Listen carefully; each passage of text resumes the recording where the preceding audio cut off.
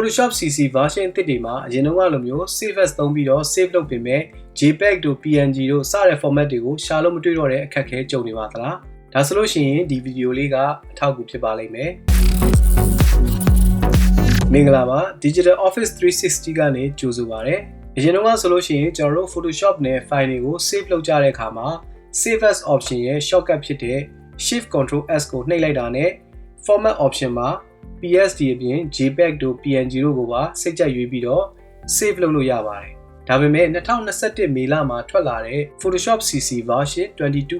ကစပြီးတော့ Save as ရဲ့နေရာမှာ Save a copy ဆိုပြီးတော့ Adobe ကအစားထိုးပြောင်းလဲလိုက်ပါတယ်အဲ့လိုမျိုးပြောင်းလဲလိုက်တဲ့အတွက်အရင်ကလိုမျိုး Shift Ctrl S ကိုနှိပ်ပြီးတော့ Save လုပ်ပေမဲ့ JPEG တို့ PNG တို့ကိုရွေးလို့မရတော့ပါဘူးအကယ်၍ JPEG တို့ PNG တို့ကိုရွေးချင်တယ်ဆိုရင်တော့ Save a copy ဆိုတဲ့ option ကိုသုံးရမှာဖြစ်ပါတယ်သူ့ရဲ့ shortcut အသစ်ကကြတော့ Ctrl Alt S ဖြစ်ပါတယ်ဒါပေမဲ့လည်းကျွန်တော်တို့ကတစ်သက်လုံး Shift Ctrl S နဲ့ပဲစေ့လာခဲ့ကြတာဆိုတော့ဒီ shortcut ကကျွန်တော်တို့အတွက်အသားတင်နေပါပြီအဲ့တော့ဒီ CC version အသစ်တွေကိုသုံးနေတဲ့သူတွေအတွက်ကျွန်တော်တို့သုံးနေကြ shortcut ဖြစ်တဲ့ Shift Ctrl S နဲ့ပဲဆက်ပြီးတော့ JPEG တို့ PNG format တွေကိုတင်လို့ရအောင်လုပ်လို့ရတဲ့နည်းလမ်းလေးကိုပြောပြပေးလိုက်ပါတယ် Photoshop ကိုအခုမှစပြီးတော့လေ့လာမဲ့သူပဲဖြစ်ဖြစ် graphic designer ပဲဖြစ်ဖြစ်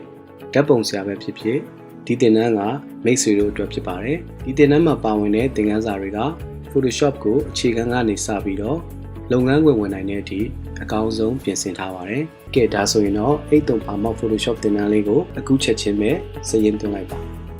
ကျွန်တော်တို့အရင်တုန်းကလိုပဲ Save as option လေးကိုပြန်ပြီးသုံးလို့ရအောင်ပြန်ခေါ်ဖို့ဆိုလို့ရှိရင် Photoshop ရဲ့ preferences ထဲကိုသွားရမှာဖြစ်ပါတယ် Mac computer မှာဆိုလို့ရှိရင်တော့ဒီ Photoshop ဆိုတဲ့စာတန်းလေးကိုနှိပ်လိုက်တယ်ဆိုတာနဲ့ preferences ဆိုတာကိုတွေ့ရပါလိမ့်မယ် Windows computer တွေမှာဆိုရင်တော့ edit ထဲမှာသွားပြီးတော့မှ edit ရဲ့အောက်ဆုံးမှာ preferences ဆိုတာရှိပါလိမ့်မယ်ဒီမှာတော့ကျွန်တော်က Mac computer ဖြစ်တဲ့အတွက် Photoshop ကိုနှိပ်ပြီးတော့ preferences ကိုသွားလိုက်ပါမယ် preferences ထဲကနေပြီးတော့မှကျွန်တော်တို့က file handling ဆိုတာလေးကိုနှိပ်လိုက်ပါမယ်အခုဒီမှာ file handling ဆိုတဲ့ preferences window လေးပေါ်လာပါပြီ save as option လေးကိုပြန်လိုချင်တာဖြစ်တဲ့အတွက်ဒီအောက်မှာ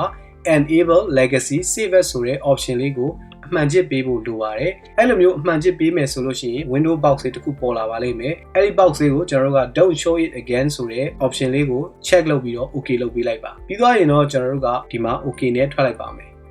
အဲ့တော့ဒီတစ်ခါမှာဆိုလို့ရှိရင်ဒီပုံကိုကျွန်တော်က PNG အနေနဲ့ save လုပ်ချင်တယ်ဆိုလို့ရှိရင်အခုကျွန်တော် background လေးကိုဖျောက်လိုက်ပြီးသွားပြီဆိုလို့ရှိရင်ကျွန်တော်တို့သုံးနေကြအတိုင်းပဲ keyboard ကနေပြီးတော့မှ Shift Ctrl S ဆိုတာကိုနှိပ်လိုက်တာနဲ့အရင်တုန်းကလိုပဲ Save as option လေးပေါ်လာပါတယ်ဒီမှာ format ဆိုတဲ့ option မှာကျွန်တော်တို့က PSD file ဖြစ်တဲ့ Photoshop အပြင်တခြားသော format တွေကိုပါကျွန်တော်တို့စိတ်ကြိုက်ရွေးလို့ရသွားတာကိုတွေ့ရပါလိမ့်မယ်အခုဆိုလို့ရှိရင်ကျွန်တော်တို့ကဒီမှာ PNG နဲ့တင်လို့ရသွားပြီဒါမှမဟုတ်လို့ရှိရင်ကျွန်တော်တို့က JPEG နဲ့တင်နေတယ်ဆိုရင် JPEG နဲ့တင်လို့ရသွားပါပြီအဲ့တော့ဒီနည်းလမ်းလေးကိုသုံးပြီးတော့ကျွန်တော်တို့က CC version အမြင့်တွေမှာကျွန်တော်တို့အရင်တုန်းကသုံးခဲ့မှုတဲ့ Save as ဆိုတဲ့ option လေးကိုအခုလိုပြန်ခေါ်သုံးလို့ရသွားတာဖြစ်ပါတယ်။ကဲဒါဆိုရင်တော့𝗓𝗗𝗶𝗴𝗶 Photoshop သင်တန်းလေးကိုအခုချက်ချင်းပဲစရင်းသွင်းလိုက်ပါ